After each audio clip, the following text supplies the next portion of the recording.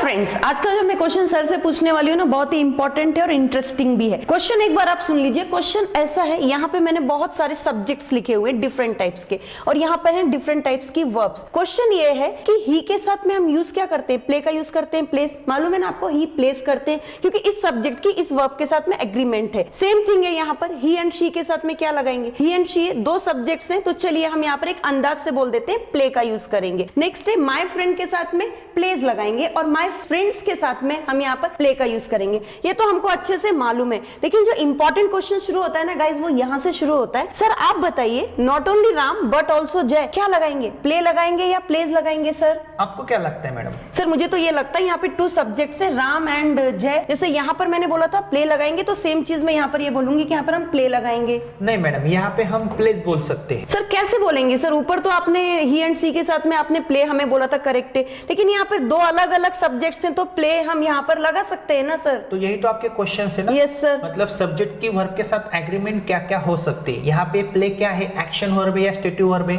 Action verb है sir. हाँ, तो सब्जेक्ट की वर्ब के साथ एग्रीमेंट कैसे कैसे होती है? नाइदर राम नॉर जय, प्ले आएगा या प्लेस आएगा? सर एकदम इजी है, दो सब्जेक्ट है तो मैं तो प्ले ही कंसीडर करूंगी। लेकिन यहाँ पे प्ले नहीं आएगा, यहाँ पे प्लेस आएगा। सर ऐसा कैसे हो रहा है, यही समझ में नहीं आ रहा। उसी प्रकार से आइदर राम और जय, क्या लगाएंगे? प्ले या प्लेस? आपको कुछ आइडिया हो ना तो मुझे तुरंत कमेंट कीजिए। Next question, Ram as well as Shyam, क्या आएगा? प्ले या plays? Last question, Ram alone with friends, play या प्लेस? बहुत ही कंफ्यूजिंग टॉपिक है, तो सर आप हमें यहाँ पर एक्सप्लेन कीजिए, क्योंकि मेरे तो कुछ समझ में नहीं आ रहा, और हमारे जो स्टूडेंट्स हैं वो भी बहुत कंफ्यूज हो रहे होंगे कि लगाना यहाँ पर क्या होगा। तो गाइस सर यहाँ पे बहुत ही अच्छे से एक्सप्लेन करने वाले हैं। अगर आपको ये पूरा टॉपिक समझना है, क्योंकि ये टॉपिक केवल स्पोकन के लिए नहीं बल्कि ग्रामर के लिए भी बहुत ही इंपॉर्टेंट होता है। किसी भी कॉम्पिटिटिव एग्जाम में अगर आप अच्छे मार्क्स प्राप्त करना चाहते हैं, तो सब्जेक्ट की वर्ब के साथ में एग्रीमेंट आपको मालूम होनी चाहिए। जैसे मेरी आपके साथ में एग्रीमेंट क्या है कि मैं आपको अच्छे अच्छे वीडियोस दूंगी, तो इसके लिए आपको क्या करना पड़ेगा? ऑब्वियसली मेरे चैनल को सब्सक्राइब करना पड़ेगा, और इस तरीके के मोर देन 1000 क्वेश्चन आप हमारे चैनल की प्लेलिस्ट में जाकर देख सकते हैं। एग्रीमेंट गाइस बहुत इंपॉर्टेंट होता है। जैसे सर ने मेरे साथ एग्रीमेंट किए, मैंने सर के साथ एग्रीमेंट किए कि इस तरीके के बहुत ही इंपॉर्टेंट वीडियोस हम बनाएंगे। तो चलिए ये तो हो गई एग्रीमेंट की बात। यहां पर हम ग्रामर में देखेंगे सब्जेक्ट का वर्ब के साथ में एग्रीमेंट हम किस तरीके से समझ सकते हैं। तो सर प्लीज हमें एक्सप्लेन कीजिए। Okay madam, very good question. Subject की वर्ब के साथ एग्रीमेंट है, लेकिन वो एक्शन वर्ब के साथ। यह सब वर्ब के फर्स्ट फॉर्म है जो हम सिंपल प्रेजेंट टेंस में यूज करते हैं। आप यहाँ पे देख सकते हो मैडम, जब हमने सिंपल प्रेजेंट टेंस पढ़ा था तो हमने एक स्ट्रक्चर क्रिएट किया था। I play, we play, you play, they play, he plays, she plays, it plays, Ram plays and Shyam plays। क्या ये स्ट्रक्चर देख के आप मुझे बता सकते हो ही शीट के बाद मैंने plays ही क्यों लिया है? क्योंकि sir third person singular numbers के बाद में हम हमेशा वर्ब को ऐसे सफिक्स लगाते हैं। यस, यहाँ पे we, you, they, ये क्या है? ये सभी सर प्लूरल फॉर्म्स हैं। बहुवचनी करता है, उनके साथ हम क्या करते हैं? वर्ब का फर्स्ट फॉर्म लगाते हैं। क्या यहाँ पे हम प्लेस बोल सकते हैं? No sir. तो यहाँ पे ये जो वर्ब है ये सिंगुलर फॉर्म में है या प्लूरल फॉर्म में है? सर ऑब्वियसली ये प्लूरल फॉर्म में है। प्लूरल फॉर्म में, लेकिन यह हमें प्लूरल फॉर्म में लगता है, ये इससे पहले हमने पढ़ा है। लेकिन यहाँ पे आई को और यू को अपवाद रख के, मतलब एक वचन आई और एक वचन यू को अपवाद रख के वी, यू, दे, इस जग में कौन सा भी बहुवचन हो उनके आगे अगर वर्ब का फर्स्ट फॉर्म आता है तो हम वर्ब का फर्स्ट फॉर्म यूज करते हैं। लेकिन थर्ड पर्सन, इस जग में कौन सा भी थर्ड पर्सन आपको दिखता है, लेकिन वो सिंगुलर होना चाहिए, उसके आगे कभी वर्ब का फर्स्ट फॉर्म आता है तो हम उसे यस से सफिक्स लगाते हैं। For example, Ram plays, Shyam plays, Geeta plays, Mohan plays, Geeta and Mohan play. ऐसा क्यों? क्योंकि दो सब्जेक्ट्स हैं सर, इसलिए हमने यहाँ वो बहुवचनी करते हुए इसीलिए क्या हुआ, वहां पे प्ले आ गए।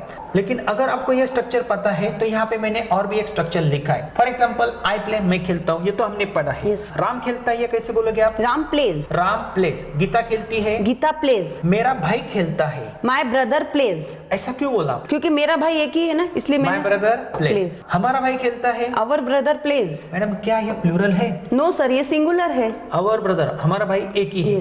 एक ही भाई के बारे में बात है तो थर्ड पर्सन है, उसके आगे वर्ब को हम यस से सफिक्स लगाएंगे। लेकिन अगर यहाँ पे आवर ब्रदर्स आता है तो क्या लगाएंगे हम? Our brothers play. क्यों ऐसा? क्योंकि ये प्लूरल है, बहुवचनीय है सब्जेक्ट, इसलिए जो प्लूरल सब्जेक्ट्स है उनके आगे हम वर्ब का फर्स्ट फॉर्म रखेंगे, उनको यस से सफिक्स नहीं लगाएंगे। लेकिन इसे एक अपवाद है, वो कौन सा है sir? I and you, singular I and singular you, यह छोड़ के। फ्रेंड्स, अगर आपने हमारी टेक्निक की सहायता से टेंसेस नहीं पढ़े हैं तो तुरंत आप हमारी टेक्निक की सहायता से टेंसेस पढ़ सकते हो। इसके लिए आप हमारा you can speak it app install कर सकते हो। ठीक है मैडम, अभी हम आगे चलते हैं। यहाँ पे मैंने स्ट्रक्चर्स अलग लिखा है। माय ब्रदर्स प्ले, मेरे भाई खेलते हैं, हमारे भाई खेलते हैं। आवर ब्रदर्स प्ले, तुम्हारे भाई खेलते हैं। योर ब्रदर्स प्ले, मतलब आपके अनेक भाई खेलते हैं लेकिन तुम्हारा एक ही भाई है। और अगर मुझे बोलना है तुम्हारा भाई खेलता है तो आप क्या बोलोगी? Your brother plays, your brother plays. मेरा लड़का खेलता है। माई सन प्लेज, मेरी बीबी खेलती है। माई वाइफ प्लेज, मेरे टीचर खेलते हैं। माई टीचर प्लेज, तुम्हारे पिताजी खेलते हैं। योर फादर प्लेज, तुम्हारा दोस्त खेलता है। योर फ्रेंड प्लेज, एंड तुम्हारे अनेक दोस्त खेलते हैं। Your friends play, your friends play. तो वर्ब का फर्स्ट फॉर्म है। तो इससे आपको क्या पता चला मैडम? अगर सिंगुलर सब्जेक्ट है तो वर्ब के आगे आपको यस यस लगाना है, लेकिन कौन से? थर्ड पर्सन सिंगुलर नंबर, ये भी हमने पढ़ा है। और जो प्लूरल्स होते हैं उनके आगे आपको वर्ब को यस यस सफिक्स नहीं लेना है। यहाँ पे चलते मैडम, ही प्ले बोलना है या प्लेस बोलना है? Sir very easy, he plays होगा। क्यों? क्योंकि थर्ड पर्सन सिंगुलर नंबर के बाद में वर्ब को ऐसे सफिक्स है। ये कौन से टेंस का रूल है? Simple present tense. He and she, play आएगा या प्लेस आएगा? वेरी इजी, प्ले आएगा सर। क्यों आएगा? क्योंकि यहाँ पे टू सब्जेक्ट्स है, ही और शी। वो लड़का और वो लड़की। इट मींस यह करता मैडम अनेकवचनी हुए ना? हाँ यस सर। बहुवचनी हो गए। Yes. तो बहुवचनी करता के आगे क्या हम वर्ब को ये से सफिक्स लगाते हैं? No. Okay, my friend play या प्लेज? वेरी इजी, प्लेज होगा सर। प्लेज होगा, लेकिन माय फ्रेंड्स प्ले और प्लेज प्ले, क्यों? क्योंकि मेरे फ्रेंड्स बहुत सारे हैं इसलिए मैंने प्ले का यूज किया, और यहाँ पे केवल मेरा एक ही फ्रेंड इसलिए मैंने वर्ब को ऐसे सफिक्स लगाया। यह थर्ड पर्सन प्लूरल नंबर है। माय फ्रेंड्स, वहां पे बहुत सारे मेरे फ्रेंड्स हैं, वो खेलते हैं, तो दे प्ले ऐसा भी हो सकता है, माय फ्रेंड्स प्ले ऐसा भी हो सकता है। उनको हम ये से सफिक्स नहीं लगाएंगे। फ्रेंड्स, यह वीडियो आगे भी जारी है, please watch till the end. लेकिन आपके लिए एक बेस्ट ऑफर है। अगर आप हमारा 60 to 90 days spoken English course with 200 recorded video lectures हमारे you can speak it app से बहुत ही कम कीमत में बाय करते हो, तो आपको हमारी 4 किताबें आपके पते पे फ्री ऑफ कॉस्ट मिलती है। और हमारे बुक्स हैं the best spoken English book, A to Z grammar book, the structure of spoken English book and the best book for spelling, reading, writing and pronunciation. तो यह ऑफर कुछ ही दिनों तक सीमित है, आप उसका लाभ ले सकते हो। तो तुरंत आप हमारा you can speak it app install करें। लेकिन आपका क्वेश्चन क्या था? यहाँ पे madam not only Ram but also जय प्लेज, इसका मीनिंग मुझे बता सकते हो मैडम आप?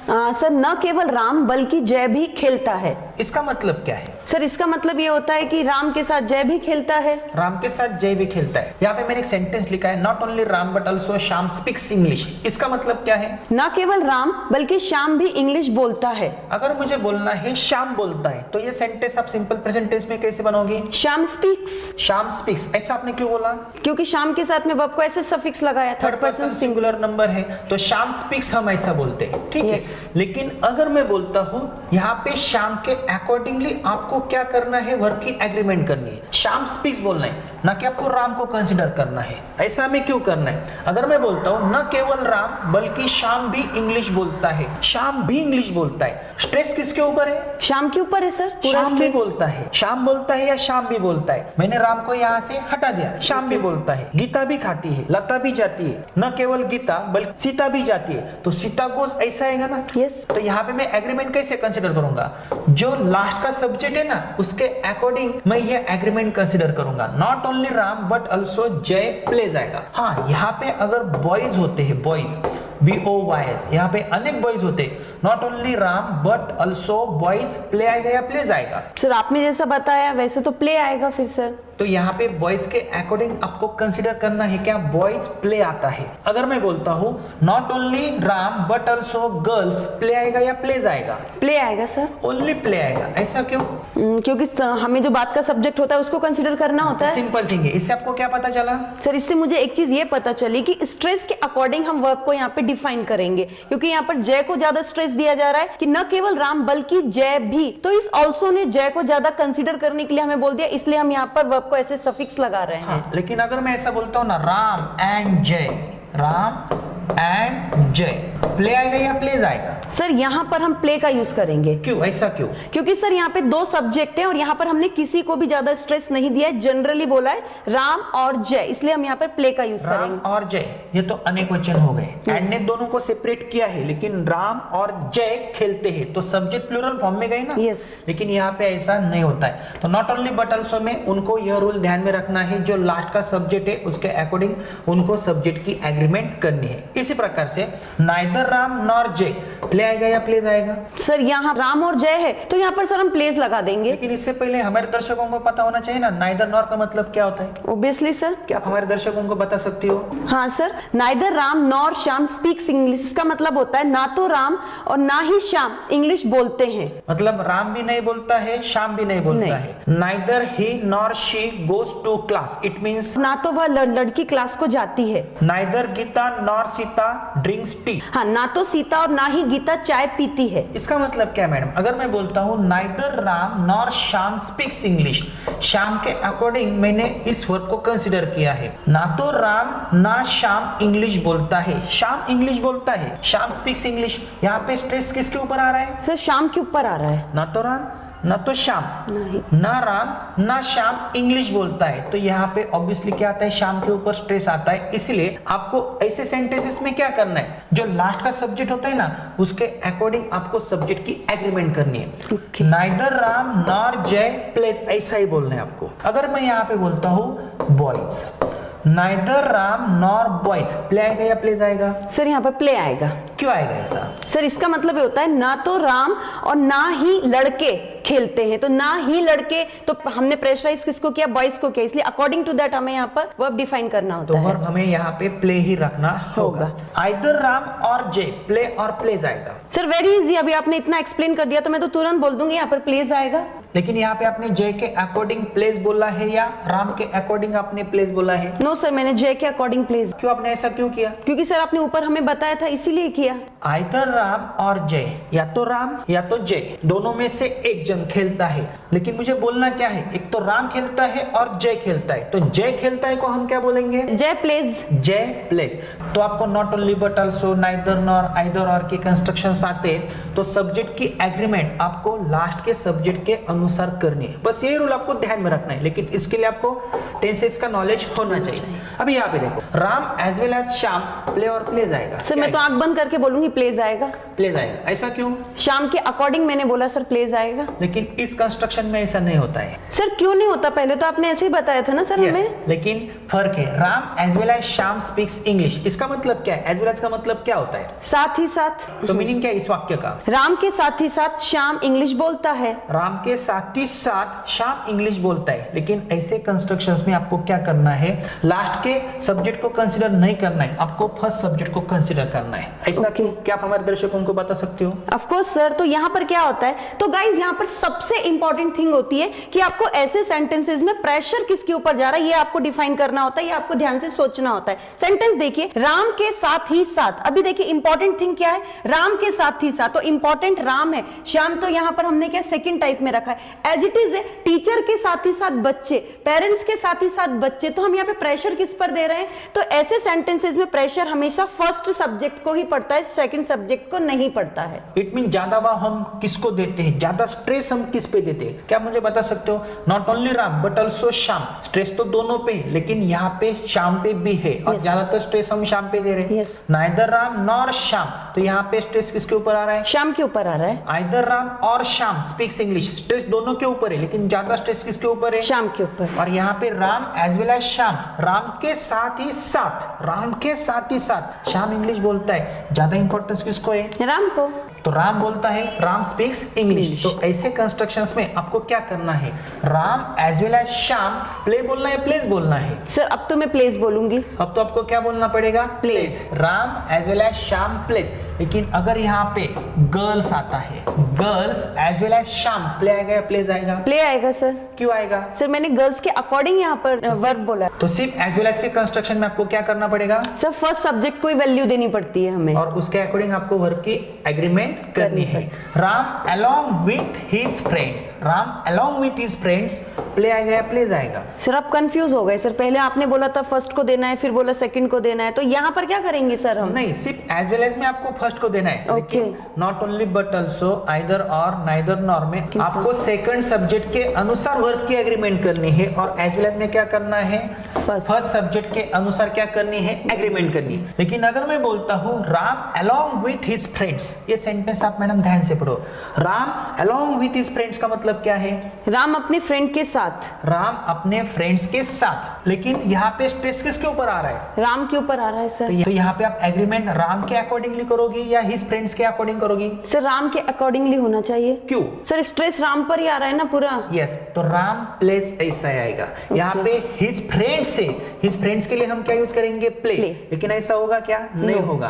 तो ये होते मैडम सब्जेक्ट की एग्रीमेंट हम वर्ब के साथ कैसे कर सकते हैं। ये तो सिंपल है ना, he plays, she plays, Ram plays, Gita plays, my brother plays and my brothers plays, my father plays, my mother plays, he plays, she plays. लेकिन यह भी कंस्ट्रक्शंस इंपॉर्टेंट होते हैं। मैडम ये कंस्ट्रक्शंस हमें कहाँ पे लगते हैं, क्या आप हमारे दर्शकों को बता सकती हो? सर स्पीकिंग में लगते हैं, ग्रामर में लगते हैं, किसी भी कॉम्पिटिटिव एग्जाम में अच्छे मार्क्स प्राप्त करने, ओवरऑल इंग्लिश का कोई भी टॉपिक हो, यदि आपको ये कंस्ट्रक्शन नहीं आते, इट मींस आपको सब्जेक्ट का वर्ब के साथ एग्रीमेंट नहीं आता है, तो आप इंग्लिश बोल ही नहीं सकते, कुछ को समझ ही नहीं सकते हैं। यस गाइस, तो मैडम मैं आपके एक टेस्ट लेने वाला हूँ। ओके, और वो टेस्ट क्या है? आपको मैंने कुछ सेंटेंसेस दिए हैं, अगर हमारे दर्शक समझ सकते हैं तो आपको उनको सॉल्व करना है। Not only Sachin but also Vinod. Sing आएगा, सिंग्स आएगा। सर टेस्ट देने से पहले मैं एक चीज बोलना चाहूंगी गाइज, ये टेस्ट मेरी नहीं है, ये टेस्ट आपकी, क्योंकि मुझे तो मालूम है आपके भी आप पे यहाँ पे सर को आंसर देने वाली हूँ, कुछ मिस्टेक्स भी हो सकती हैं।